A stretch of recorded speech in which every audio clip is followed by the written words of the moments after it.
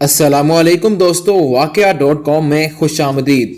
माँ जी सहन में पौधों को पानी दे रही थी कि फटफटाता हुआ रक्षा बिल्कुल घर के दरवाजे से आन लगा। दरवाजे की झड़ी से उन्होंने झांक कर जो देखा तो माहा को सुबह सुबह देखकर उनका माथा टनका।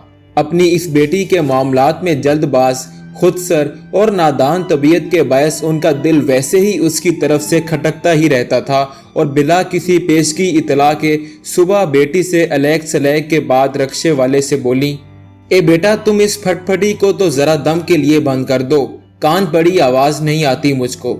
और बेटा, जरा देर ये दरवाजे के साथ वाली बेंच पर बैठ जाओ, जब तक चाय पी लो तब तक मुलाजिम करीबी दुकान से खुले पैसे ले आता है।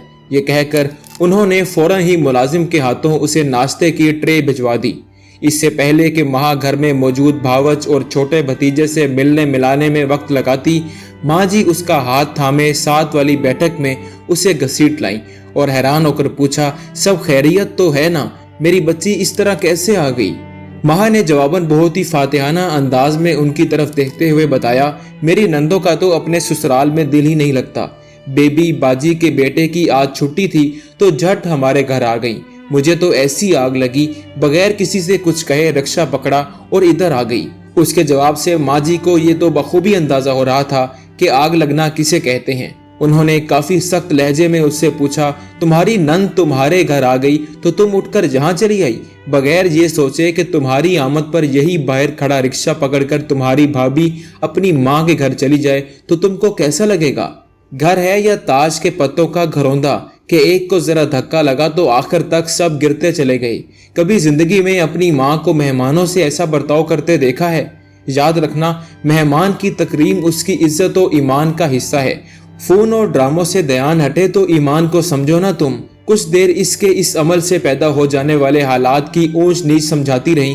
जब देखा कि बेटी को बात समझ आ गई है तो फिर थोड़ा नरम होती हुई बोली, मेरी बेटी तो बहुत समझदार है कि इतनी सी बात भी ना समझ सके कि एक दिन तो हम सबको अल्लाह ताला का मेहमान बनना ही है। सोचो जरा कि अल्लाह ताला अपने किसी मेहमान से इस रोज बात भी ना करे, गुस्सा हो जाए उसके आने पर। माँ ने उनको बात मुकम्मल ना करने दी और नम आंखों के साथ माँ से बोली, माँ जी अब क्या करूं? माँ जी का चेहरा यकदम खिल उठा। उसे साथ आने का इशारा करके फ्रीजर की तरफ लपकी। 2 पैकेट समोसे और कबाब के निकालकर बेटी को पकड़ाकर बोली, बस ये सरप्राइज अब अपनी सास और नंद को किस तरह देना है ये तुम्हारा काम है।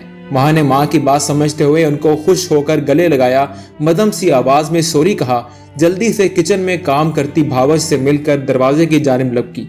माँ जी भी पीछे हो ली।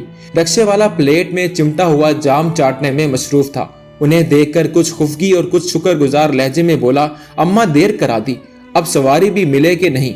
इस पर माँ ने कहा, है सवारी, जहाँ से लिया था वहाँ वापस भी जाना है। रक्शे वाले ने यह सुनते ही चाबुक दस्ती से रक्शे में बैठकर लीवर खींच डाला। अल्लाह ताला के ढेरों शुक्र के साथ उसकी हिफाजत में अपनी निगाहों से दूर होती बेटी को देखते हुए माँ जी घर का दरवाजा बंद करते हुए मुस्कुरा रही थी कि रक्शे की फटफट उन्हें जिंदगी भर कभी इतनी सुरीली न लगी थी जितनी उस दम लग रही थी। उम्मीद करते हैं कि आपको आज की वीडियो जरूर पसंद आई होगी। इस तरह की वीडियोस रोजाना की बुनियाद पर देखने के लिए हमारे चैनल को जरूर सब्सक्राइब कीजिए। आपसे मुलाकात होगी इंशाल्लाह एक नई वीडियो में। तब तक के लिए इजाजत दीजिए। खुदा हाफिज।